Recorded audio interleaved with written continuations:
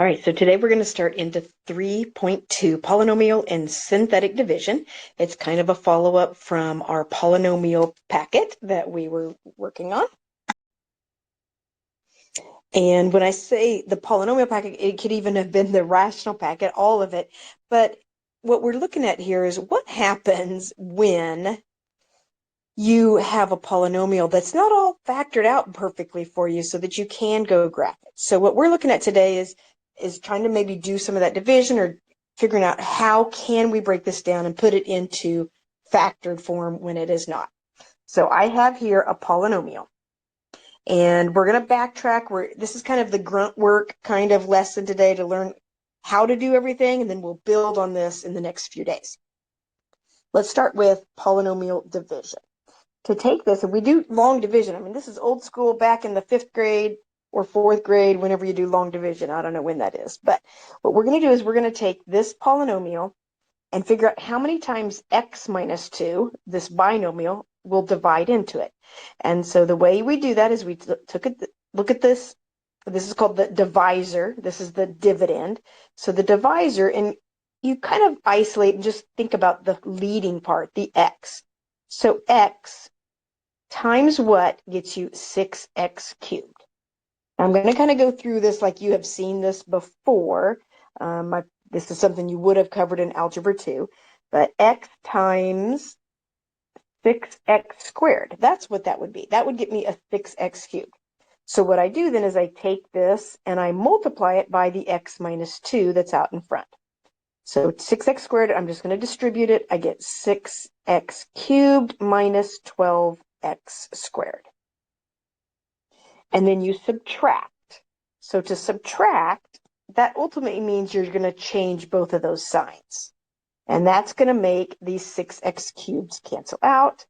And I'm going to get a negative 7x squared. I'm going to subtract there. Then we bring down the next term and we start that process all over. So again, thinking just about the x times what would get me negative 7x squared? Well, that would be a negative 7x. And I take my negative 7x and I distribute it through the divisor. That will be a negative 7x squared plus 14x. And then I'm going to subtract, which means change those signs. And there go the 7x squareds. And we get a 2x left. Bring down the next term. One more time. X times what gets me 2x? Well, that'd be times a positive 2. And then distribute the 2. Change the signs. And lo and behold, look at this. They both cancel out, and I get 0 for my remainder. Remember that? The remainder thing? Okay.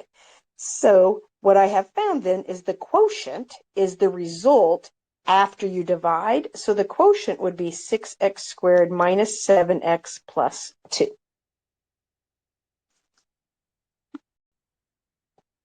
Now, for the sake of doing our homework in my math lab, sometimes they use some terminology. So I threw this slide in here just in case you forget some of that terminology from the 4th or 5th grade. I kind of used it already. The dividend is inside the bracket thing. I always remember that because it's inside. It's the dividend. And then the divisor is out here. After you do all of your division, this is your quotient. Now, last time we didn't have it all canceled out, so we didn't have a remainder. But if you do have something left, it's called the remainder. And this is the long division that we do. That's how we work through the problem. But how do you write your answer? Well, it's not always going to be written in this format here. They might write it in this format. But then you'll still go set it up like this to do your long division. And then your answer, you would actually write this. This is the answer. This is your quotient. And then whatever you get for a remainder, you go back and you put it over your divisor. So this 3 gets put over the divisor. And you put a plus sign there. Unless it happens to be a negative remainder, then you'd put a minus sign there. And this is, I included that. It's really this right here is what we would write as our official answer. I'm not going to do a bunch of examples of that, but I did want to throw one special scenario out. If you end up with something like this, where maybe there are some missing terms, like it's an x cubed, but where'd the x squared? Where'd the x go? Well, if you're going to do long division, you have to, because of the process that you go through, you have to put in a placeholder for all the missing terms. Because when you're doing this long division down here, you have to line up like terms. And if you have an x squared down here, there's got to be an x squared column. So instead of just writing x cubed minus 1, I write x cubed plus 0x squared plus 0x, and then a minus 1. And that way, as I do my long division, if I need a column that's an x squared, it's there. If I need a column that's an x, it's there for me. Now, I'm not going to do this again, but just a reminder to put in those zeros. Now, long division has its place. There are times that you have to do the long division, but we have discovered there is a shortcut. We call it synthetic division, and it does work sometimes. It works a lot of the time for us at the level we're at. Doesn't work always, but if it will work, we're going to use it. It's called synthetic division, and it basically is the long division, but you just leave out all the variables, and you just power through the numbers, and then you put the variables back in at the end. It will work if your divisor is in this format right here, x minus k. It's got to be linear. It's not going to work if I'm trying to divide by an x squared something. And then if the coefficient here is 1, it's really easy because this right here becomes the value that when we do our long division. Okay, so let me jump down here. Here's going to be my polynomial. This is going to be the dividend. This is my divisor. Whatever I am subtracting, so it's ultimately like that 0 that would be created, goes right here. So notice if it's a minus, I'm putting a positive here. If this is a plus, I'd put a negative right here. And then I'm just grabbing all of these coefficients and I am lining them up right here. And then remember also, if there were any missing terms, I would put zeros to hold that placeholder. And then the process is whatever you have, this leading coefficient, you bring it straight down. And then you take it times that k value. So whatever a times k is, and you write it there. And then you combine. You add these together, and you write it. And then again, you're going to take it times that k value, and you write it here. Bring it down. Take it times the k value, put it here. Bring it down. And whatever you have left at the end, that will be the remainder.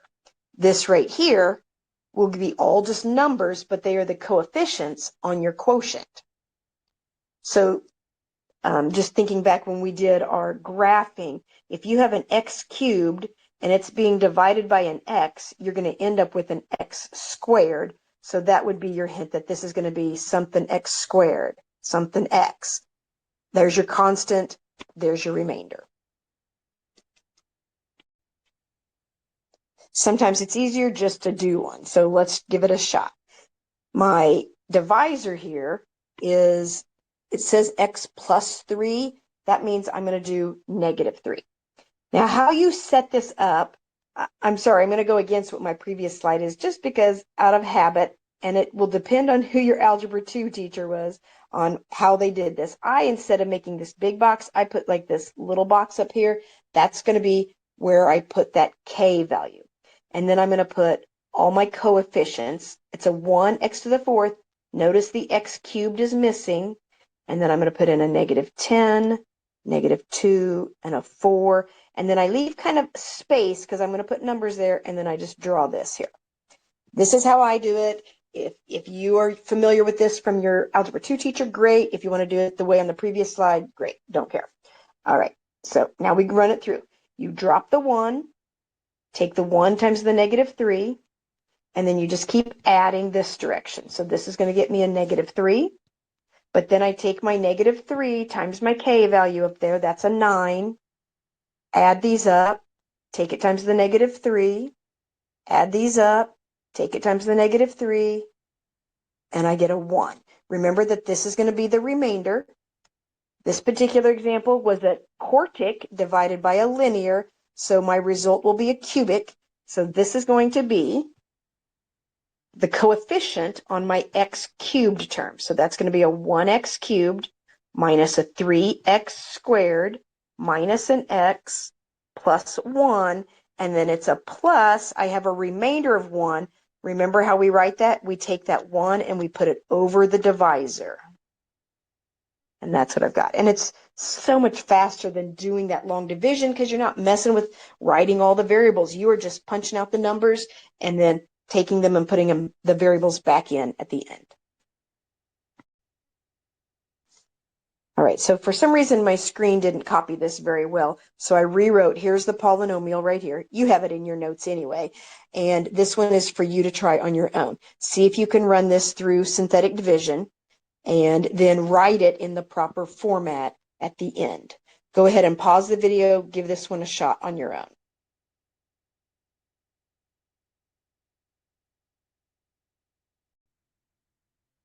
This is what I got for an answer. If you got the same thing, let's keep moving. If not, pause the video and find your error. Now, we have a couple theorems that we're going to, or more than a couple probably in the next few days that we're going to talk about. And there's some kind of handy little things that can kind of shortcut some stuff or some interesting concepts. So this one we're going to start with is called the remainder theorem. And this is a quick way to determine the remainder that would result from your division. So on that previous example, I had a remainder of negative 64. I could find that faster than running through synthetic division. Here's how it works. If a polynomial, f of x, is divided by x minus k, so here's my k value, then the remainder is really just f of k. So what I'm saying is that if I just plug the k into the function, it will tell me what my remainder is. So we're going to test it with our previous examples that we've already done. Let's see if we get the same answer. Rather than doing any sort of division, I'm going to just look, here's got this x plus 3, so the k value is negative 3. I'm just going to plug negative 3 into each one of these x's here and see what we get. Okay, negative 3 to the 4th power, that would be a positive 81. Negative 3 squared is a 9, times the negative 10 is going to be negative 90. Then I'm going to have a plus 6 and a plus 4. And the way I do this mentally is I just kind of add up all the positive values and then the negatives. So if you look at this, I've got an 81 and 10, so that's 91 minus 90. I have a remainder of 1. So look back at that example. Is that what we got when we did our division? Hopefully so. Why don't you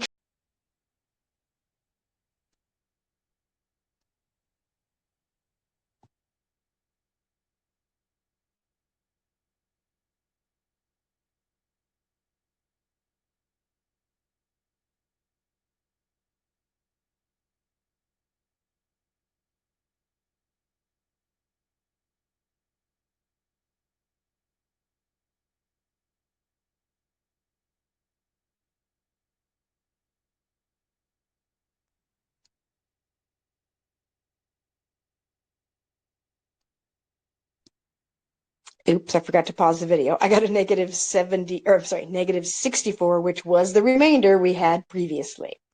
All right, let's keep moving.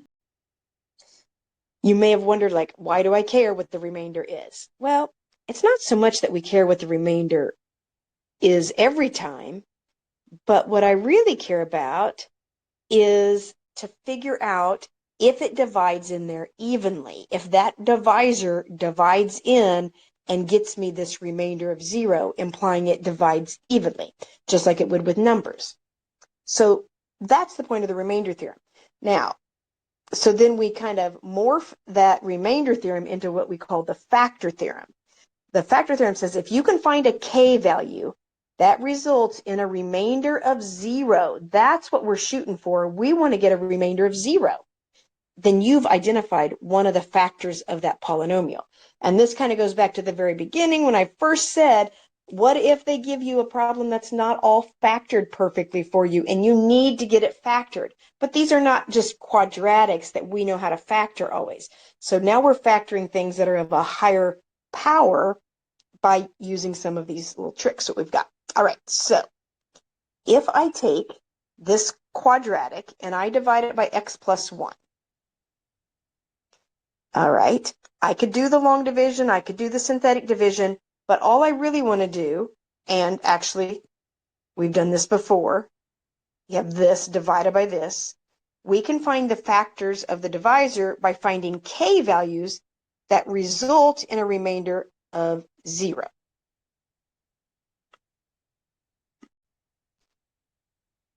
If I were to do f of negative 1 in this function, I would have this right here happen. Well, I have a hard time sometimes not just doing this stuff in my head, but it's your notes. I should show the work there.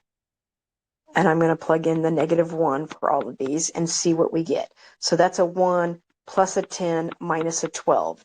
And that gets me a remainder of negative 1. So to me, that means, oh, I got that remainder. X plus 1 is not going to divide nicely into x squared minus 10x minus 12. Not gonna. I'm looking for that to end up equaling 0. So let's try kind of a little bit bigger, harder problem. I have given you a quartic here, and I'm just going to try some numbers to see if I can make this end up equaling 0. So I'm going to find f of negative 3. I'm going to put a negative 3 in here. I'm going to do as much of this in mental math as I can because it's going to take a minute, and if I'm typing that in my calculator, that's really going to take forever. So I know 3 to the 4th is 81, and since it's an even power, it's going to be a positive 81 times 2 is 162.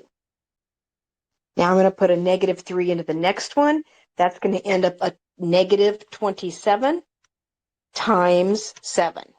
And that's a negative 189. All right, this is getting kind of big numbers. Yeah, I said I was going to do it in my head, but maybe not. All right, then I put in my negative 3 to the 4x squared, so that's a 9, going to turn into a negative 36. Negative 3 times 27, that's a plus 81 and a minus 18. When I add that all up in my calculator, what do you know? It all ends up equaling 0. Okay, so what that means to me is that if negative 3 can be plugged in and I end up with it being 0, a remainder of 0, that means x plus 3 is a factor of this polynomial. It would have divided in evenly. I would have got a remainder 0 on it. So I've got myself an x plus 3 as one of the factors. Okay, let's try again with all these. So here's a negative 1. Going to plug that in, going to change colors because this is a little bit tight. Negative 1 to the 4th, that's a positive 1, times the 2. Negative 1, that's going to be a negative 7. The negative 1 squared, it's going to go back positive, so I go back to a negative 4, then a plus 27 minus 18. And then if you want to do the quick mental math, I usually just group my positives. So I have a 2 and a 27, that's a 29. I have a negative 11 and a negative 18, that's a negative 29. Okay. That means I got myself another 0, meaning if negative 1 goes in there, that means x plus 1 is the factor that would fit in there. Let's try again. Let's plug in 1. This is a little bit easier. I'm going to get a 2 plus a 7 minus a 4 minus 27 minus 18. Again, combine your positives. I have a positive 9 and then a negative, negative, negative. Okay, I don't know what that's going to be, but I know it's not going to be 0 because there's no way that all those negatives with the little bit of positive that I have is going to cancel each other out. So I ended up with a negative 40 on that, but really what I'm concerned about is it did not equal 0, meaning that x minus 1 would not have been a factor, would not have divided nicely. I would have done my long division or my synthetic division and would have gotten a remainder of negative 40. Okay, last one is 2. You give that one a shot. Pause the video. I got myself another 0. Okay, so that means that if 2 goes in, that means x minus 2 would have been the factor. So look at what I've got here. I've got x minus 2, I've got an x plus 1, I've got an x plus 3, and this is a quartic. So if I were to factor it, I should have ended up with 4 different binomials. I've got 3 of them right here.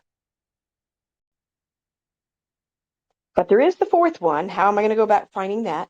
Well, I'm really just going to use the ones that I have, and I'll work my way to finding the other one through some synthetic division. I have found these zeros right here all work. So I'm going to choose those to run through my synthetic division because I know how that's going to play out. So I'm going to take my -3. Actually, you know what? I could probably just make my life easier and start with the -1. It doesn't really matter which one I use, but I feel like my numbers will be nicer here. So it doesn't look like I'm missing any terms. I don't need a 0 column. I do kind of try to spread this out so you can see these as distinct columns. All right, so I bring down my 2. 2 times -1. That gets me a 5. 5 times -1. That's going to be a -18, which is oh, looky there, I got a remainder 0. I knew that was going to happen, right? I knew it. Now, but what that means is my quartic, what I have now is a cubic. What I do, though, is since I know these other ones also work, I'm going to plug them in. Let's take the 2. Now, what this is multiple synthetic division. So I'm not going to go back to the original. I'm going to just keep factoring what's left over. So I'm going to put a 2 here, and I'm going to run this through the synthetic division. So 2, 4, 9, 18, 9. Oh, there's a +18. Now, at this point, this is irrelevant because that was the remainder. And what I have now, this is the remainder. I got a 0. Excellent. So I started with a quartic, ended up with a cubic. Now I'm down to a quadratic. I could keep going and do synthetic division again. Well, I guess I might as well. Let's just do it. Actually, I'm not going to because I want to show you what really would normally happen. I got lucky that I got 3 of them that worked. I only ended up with 2 that worked. If you could get it down to where this is a quadratic, because this is really 2x squared plus 9x plus 9. I'm just going to factor that. Just set it up and factor it. Now, because I do know that one of my answers is a -3, I'm going to take advantage of that. That means I know that one of my factors is an x plus 3. And then to get my numbers to play out right, if I put an x there, this has to be a 2x. And 3 times 3 is 9. My signs are the same. They're both pluses. And here is my 3x plus my 6x. That's my 9x. All right, so I've got it. I have found all the different factors. I already knew x plus 1, x minus 2, x plus 3, but now here's the last missing one, 2x plus 3. So they're asking you to find all the factors. Those are it right there. I don't know, for the sake of your notes, maybe we'll come over here and write what they all are. The factors are, and usually we'll write that like as a factorization, like you're writing the function f of x is equal to, I have an x plus 1, I have an x minus 2, x plus 3, and 2x plus 3. That's how you would write all your factors out.